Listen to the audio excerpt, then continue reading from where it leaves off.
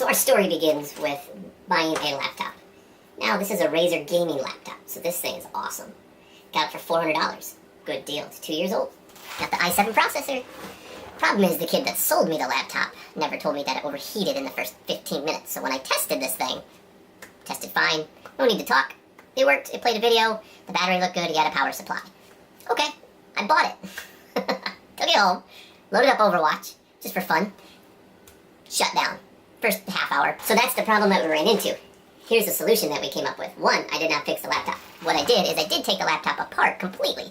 And you could tell it had been opened before. No one touched anything because they didn't know what they were doing. They probably pulled the cover off and said, I don't have a clue. I took the heat sinks off of the graphics card and the CPU, which is just one line. So pulled it off, repasted it, put it back together. Dropped a good 5 to 10 degrees, so we were pretty good. The problem was, it still was overheating. So instead of digging in further, because at this point it's either that, or what I would assume is just get another motherboard that has a new graphics card and power and CPU to just assume that it's been hot too long.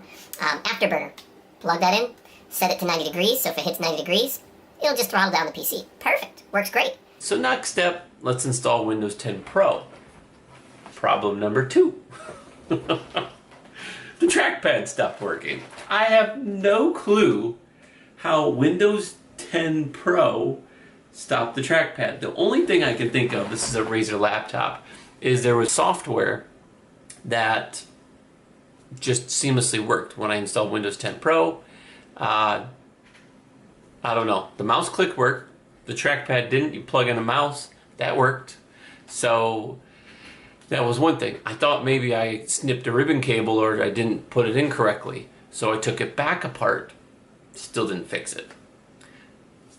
So the fix number 2, I put it online.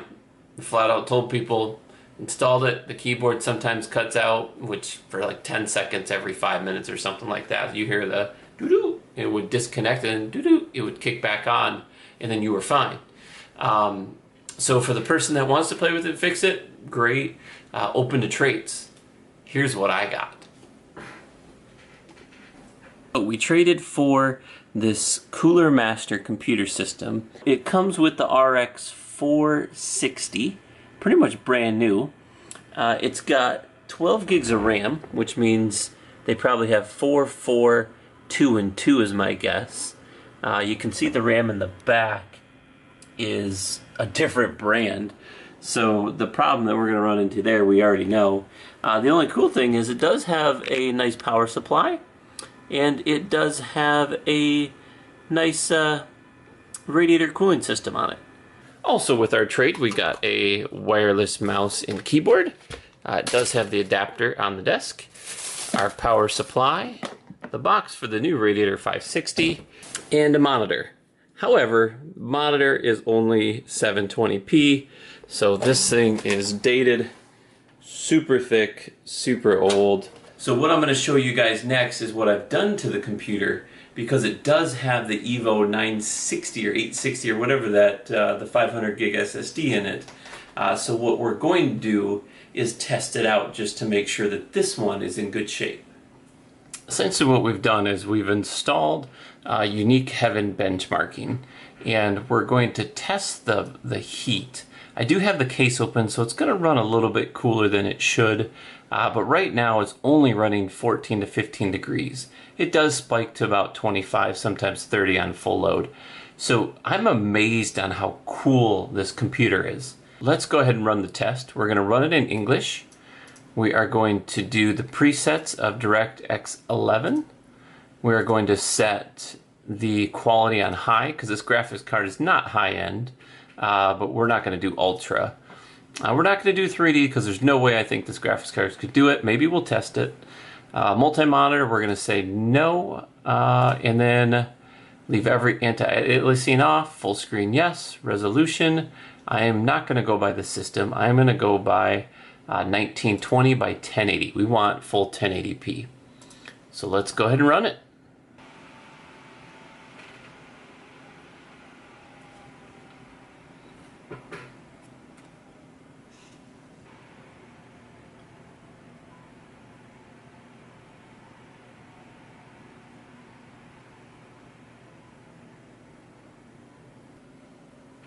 After running this test for a little bit, I decided to benchmark it, and what we're averaging is about 34, 30, anywhere from 32 to 38 frames per second. It does peak a little bit higher in certain scenes, so I'm getting 43, 42 at this current scene. We're about 32 seconds into it, we're hitting 40s.